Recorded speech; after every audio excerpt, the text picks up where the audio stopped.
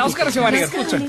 నేను మీ దగ్గర వచ్చానని తెలిస్తే ఆ పెద్దమ్మ కసి తిడతారు. వెళ్ళిపోవచ్చులేండి, మీ గురించి కాస్త చెప్పొచ్చు కదా.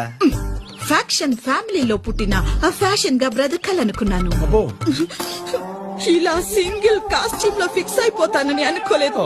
ఇక్కడేమో తెల్లవారి జామున లేవాలి, యోగా చెయ్యాలి, మెడిటేషన్ చెయ్యాలి, దుంపలు తినాలి. ఎంత కారం తిని ఎన్నాళ్ళు అయ్యిందో. అయ్యో ఎన్నాళ్ళు అయ్యిందో, నోట్ల జలం వచ్చిందయ్యా.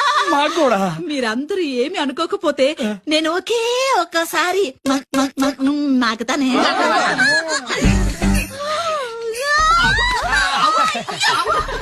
వేడి వేడి అన్నంలో ఈ ఆవకాయ వేసుకుని కాసంత నెయ్యి తగిలించి అలాగా కలిపి తింటాము.